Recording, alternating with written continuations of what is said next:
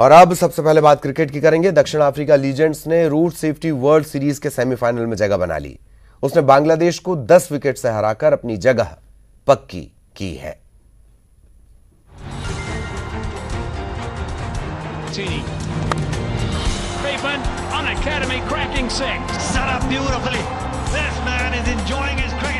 आसानी से कवर कर दिया। इस साझेदारी की बदौलत इस प्रतियोगिता में ये सबसे बड़ी साझेदारी है। 161 रनों की पहली विकेट। रायपुर के शहीद वीर नारायण सिंह अंतर्राष्ट्रीय क्रिकेट स्टेडियम में खेले जा रहे road safety world series T20 के मुकाबले में सोमवार को साउथ अफ्रीका लीजेंड ने बांग्लादेश लीजेंड को 10 विकेट से हरा दिया। सचिन तेंदुलकर और वीरेंद्र सहवाग के बीच 114 रन की उसे पार किया इन दोनों ने। बांग्लादेश लीजेंड्स ने पहले बल्लेबाजी करते हुए 9 विकेट खोकर 160 रन बनाए। जवाब में 161 रनों का पीछा करने मैदान में उतरे साउथ अफ्रीका के सलामी बल्लेबाज एंड्रयू मुटिक और मोर्ने वान वीक की नाबाद पारी ने बड़ी आसानी से लक्ष्य को हासिल कर लिया। इसी के साथ साउथ अफ्रीका लीजेंड 6 मैच में से 4 जीत के साथ सेमीफाइनल में पहुंचने वाली तीसरी टीम बन गई है। हालांकि पिछले मैच के मुकाबले बांग्लादेश की बैटिंग लाइन में सुधार जरूर देखने को मिला, लेकिन साउथ अफ्रीका की सलामी बल्लेबाजी की जोड़ी के आगे बांग्लादेश की खिलाड़ी टिक नहीं पाए और मैच साउथ अफ्रीका के झोली में जा गिरा। हालांकि टीम बांग्लादेश इससे पहले 4 मैच हारकर इस टूर्नामेंट से बाहर हो चुकी है, लेकिन सोमवार को बांग्लादेश की टीम अपना आत्मसम्मान बचाने के लिए मैदान में डटी रही, लेकिन टीम अपने इरादे में ज्यादा देर तक कामयाब नहीं हो पाई। इसी के साथ बांग्लादेश की टीम इस सीरीज से पूरी तरह बाहर हो चुकी है। मैच के आखिर में जरूर कुछ पल के लिए मुकाबला थोड़ा रोचक हो गया था। साउथ अफ्रीका को 6 बॉल में 5 रन चाहिए थे। इसी दौरान सलामी बल्लेबाज ने चौके लगाकर मैच अपने झोली में कर लिया। एंड्रयू पुटिक ने नाबाद खेलते हुए 54 गेंद पर 9 चौके और 1 छक्के की मदद से 84 रन बनाए। वहीं मोर्ने वान वीक की नाबाद पारी ने 62 गेंद पर 9 चौकों की मदद से 69 रन बनाए। इस तरह दोनों ने बिना किसी विकेट के नुकसान के कुल 161 रन बनाकर बांग्लादेश लीजेंड्स को चलता कर दिया। पुटिक और वीक ने इस टूर्नामेंट की अब तक की सबसे बड़ी साझेदारी को अंजाम दिया है। इन दोनों ने रायपुर में पहले मैच का रिकॉर्ड तोड़ दिया, जिसमें इंडिया लीजेंड्स के लिए सचिन तेंदुलकर और वीरेंद्र सहवाग ने पहले विकेट के लिए 114 रनों की नाबाद साझेदारी की थी।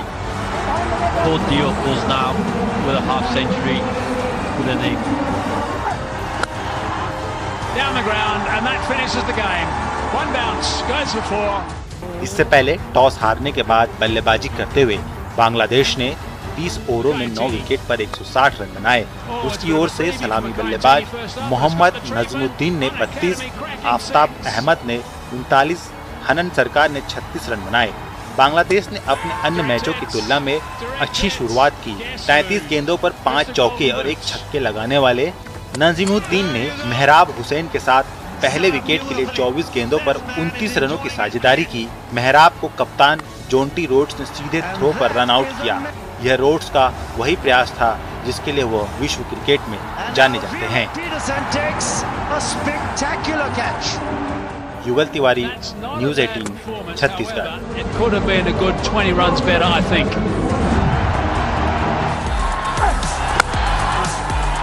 114 रन की उसे पार किया इन दोनों ने।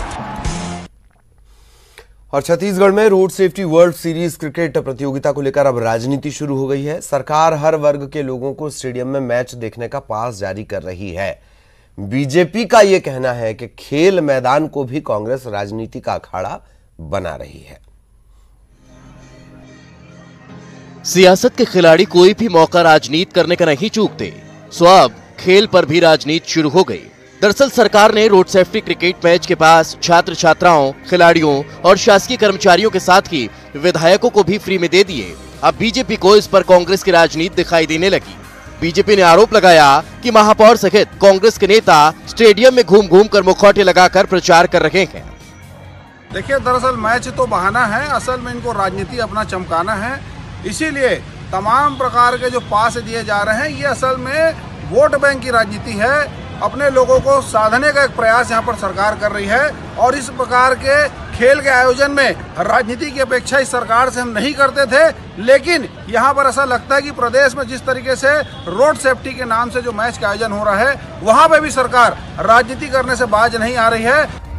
खेल के मैदान में बीजेपी को राजनीति नजर आ रही है, तो वहीं कांग्रेस कह रही है कि बीजेपी पूरी तरह से मुद्दा विहीन हो चुकी है। यही वजह है कि उसे हर जगह सिर्फ राजनीति की नजर आती है। मुख्यमंत्री भूपेश बघेल सरकार के 2 साल के कार्यकाल के बाद छत्तीसगढ़ में भाजपा पूरी तरीका से मुद्दा विहीन हो चुकी है। छत्तीसगढ़ के हर विषय में मीन मेख निकालना भाजपा नेताओं की आदत सी हो गई है। रोड सेफ्टी क्रिकेट में जनता में जागरूकता के लिए करवाया जा रहा है। वहाँ कोरोना गाइडलाइन का पूरी तरीका से पालन किया जा रहा है। अवेयरनेस भी करवाए जा रहे हैं। मैच को देखने के लिए सभी राजनीतिक दल के वरिष्ठ नेता, राज्य की महामहिम राज्यपाल महोदय जी पहुंची हुई थी, लेकिन भारतीय जनता पार्टी ने एक प्रकार से रोड सेफ्टी मैच में राजनीतिकरण करके अपने राजनीतिक मुद्दों के दिवालियापन को सामने लाने का काम किया है। भाजपा के नेता भी रोड सेफ्टी मैच को देखने गए थे, वो भी जनता से मुलाकात किए थे। बहरहाल खेल में राजनीति कोई पहली बार नहीं हो रही। मैदान को या फिर सत्ता का गलियारा, दोनों जगह किसी न किसी वजह को लेकर मुद्दा निकाल ही लिया जाता है। गौरव शुक्ला, न्यूज़ 18 छत्तीसगढ़। सीएम भूपेश बघेल असम में लगातार चुनावी रैलियों को संबोधित कर रहे हैं। सोमवार को सीएम ने सादिया विधानसभा क्षेत्र में आम सभा को संबोधित किया। इस मौके पर उन्होंने कहा कि असम कांग्रेस की 5 गारंटी पर असम की जनता अपना भरोसा जता रही है। उन्होंने ये भी कहा कि मैं जिस भी विधानसभा में प्रचार करने जा रहा हूँ, वहां पर कांग्रेस का प्रत्याशी ही मेरा नेता है। अपने नेता के साथ खड़े रहना हम सब कार्यकर्ताओं का दायित्व है। सीएम ने नाजिरा विधानसभा में कांग्रेस प्रत्याशी देवव्रत सैकिया के समर्थन में आयोजित जनसभा को संबोधित किया। इस मौके पर उन्होंने कहा कि जनसमूह की ऊर्जा से इतना तय है कि कांग्रेस पार्टी ये सीट पिछले चुनाव से भी ज्यादा वोटों से जीतेगी।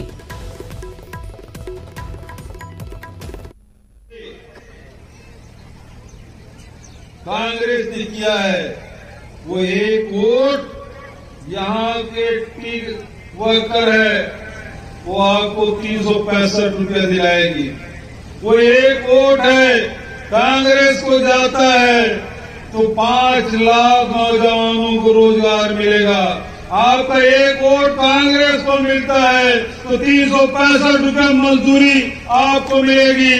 आपका एक वोट कांग्रेस को जाता है तो महिलाओं को 2000 रुपये प्रति माह मिलेगी। आपका एक वोट कांग्रेस को जाता है तो 200 यूनिट तक की बिजली बिल आधा हो गया। और एक वोट आपका कांग्रेस में जाए तो एक असम की संस्कृति को बचाने का काम करेगा। आपका एक वोट यदि कांग्रेस को जाता है तो समझ लीजिए आपका CAA लागू नहीं होगा। क्या कांग्रेस का छत्तीसगढ़ मॉडल असम में भी कारगर होगा? मिशन असम पर सीएम भूपेश बघेल हर सभा में छत्तीसगढ़ में उनकी सरकार के किए गए काम का बखान कर रहे हैं, लेकिन बीजेपी को उसमें कोई दम नहीं दिखता।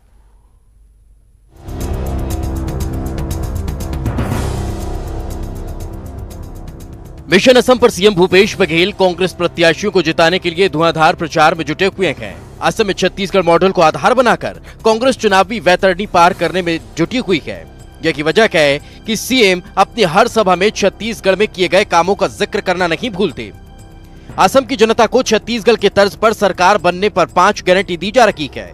मसलन CAA का विरोध, चाय बागान कर्मियों को प्रतिदिन 365 रुपये, हर गृहिणी को प्रति महीने 2000 रुपये की राशि। वहीं AICC सचिव विकास उपाध्याय भी छत्तीसगढ़ मॉडल की देश भर में सराहना होने की बात कर रहे हैं कि किस प्रकार से छत्तीसगढ़ में किसानों का कर्जा भी माफ हुआ और जो किसानों को हम लोगों ने चुनाव के पहले वादा किया था उसको पूरा किया। तो कांग्रेस का विश्वास जनता के साथ बढ़े, इसलिए माननीय मुख्यमंत्री जी इन तमाम जगहों में जाकर अलग अलग सभाओं में अलग अलग चीजों पर बात करेंगे। वहीं बीजेपी का कहना है कि जब छत्तीसगढ़ की जनता ही भूपेश बघेल के कामों को नहीं मानती, ऐसे में असम की जनता क्या उन पर भरोसा करेगी? मुझे लगता है कि छत्तीसगढ़ की जनता ही कांग्रेस सरकार के ऊपर विश्वास नहीं कर रही है, तो असम की जनता उसके ऊपर क्या विश्वास करेगी? जाहिर तौर पर मुख्यमंत्री भूपेश बघेल असम चुनाव के मुख्य पर्यवेक्षक हैं।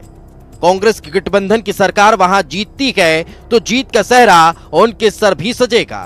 इसके साथ ही राष्ट्रीय नेतृत्व के सामने यह संदेश तो जाएगा कि छत्तीसगढ़ में किए गए कामों, योजनाओं की जो तस्वीर वहां चुनावी सभाओं में दिखाई गई है, उसे असम की जनता ने भी स्वीकार किया है। ममता लांजेवार, न्यूज़ 18 रायपुर।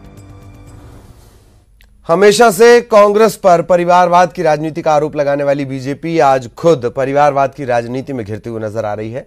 बीजेपी के सह संगठन राष्ट्रीय महामंत्री शिव प्रकाश ने छत्तीसगढ़ बीजेपी कार्य समिति में नेताओं को परिवारवाद से बचने की नसीहत दी थी। इसे लेकर अब सियासी बवाल मचा है। बीजेपी के वरिष्ठ नेता सच्चिदानंद उपासने ने न्यूज़ 18 से बातचीत करते हुए बताया कि शिव प्रकाश जी ने यह कहा कि अगर किसी नेता का बेटा या रिश्तेदार काबिलियत के दम पर राजनीति में आता है तो अच्छी बात, मगर किसी का बेटा या रिश्तेदार है तो पद नहीं दिया जा सकता।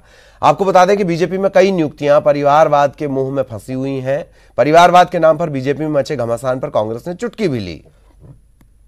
प्रकार से यदि किसी परिवार का बालक या उस परिवार का कोई सदस्य स्वयं होकर राजनीति में सक्रिय है और सब प्रकार से राजनीतिक अपनी पकड़ बनाता है, उसकी वरिष्ठता हो जाती है, तो निश्चित रूप से उसको वो पद का हकदार हो जाता है।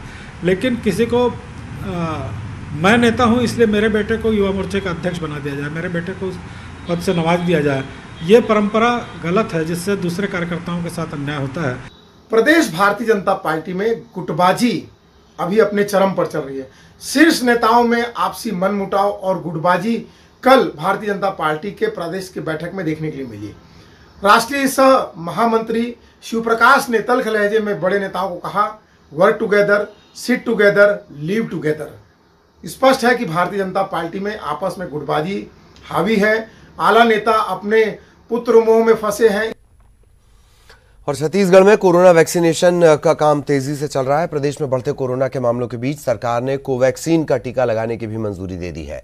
मंजूरी मिलने के बाद कोवैक्सीन लगने की शुरुआत हो गई है। फिलहाल Pandit Jawaharlal Nehru memorial medical college में कोवैक्सीन टीका लगाने के लिए सेंटर बनाया गया है। एक दिन में 100 लोगों को वैक्सीनेट करने का मतलब टीकाकरण का लक्ष्य रखा गया है। प्रदेश में सिर्फ 5 मेडिकल कॉलेजों में ही कोवैक्सीन का टीका लगाया जाएगा। राज्य टीकाकरण अधिकारी डॉक्टर अमर सिंह ठाकुर ने इसकी जानकारी दी है।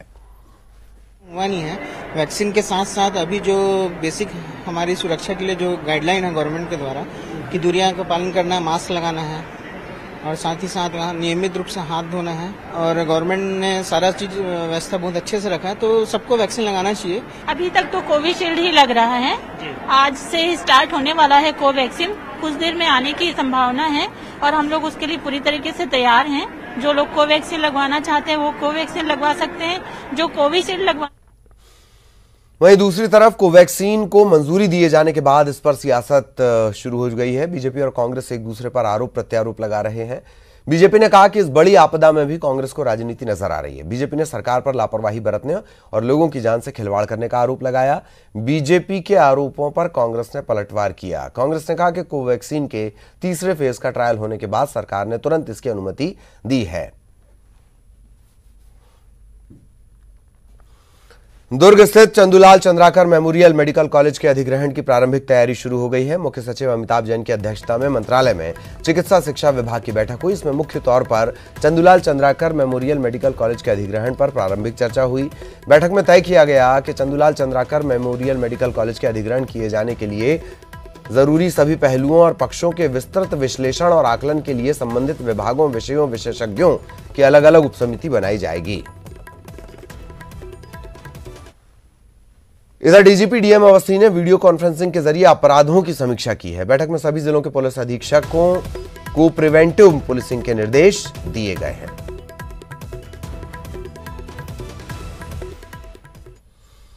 बैंकों के निजीकरण के विरोध में देश भर में विरोध प्रदर्शन हो रहे हैं। इसी को लेकर बैंक कर्मी 2 दिन की हड़ताल पर हैं। छत्तीसगढ़ में भी बैंक यूनियन निजीकरण के विरोध में प्रदर्शन कर रहे हैं। ये अलग अलग तस्वीरें रायपुर, दुर्ग, जगदलपुर, महासमुंद, मुंगेली और कोरबा की ये तस्वीरें हैं जहां बैंकों पर ताले लटके रहे।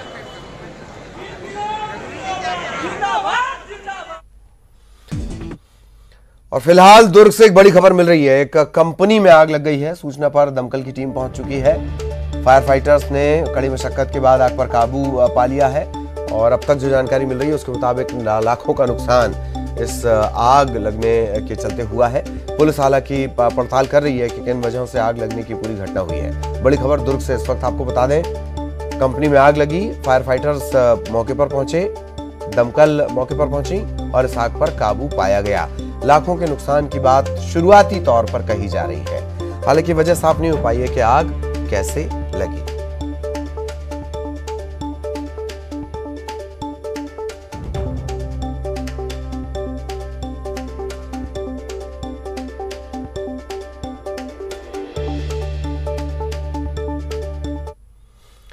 और इसी के साथ इस बुलेटिन में इतना ही। नमस्कार।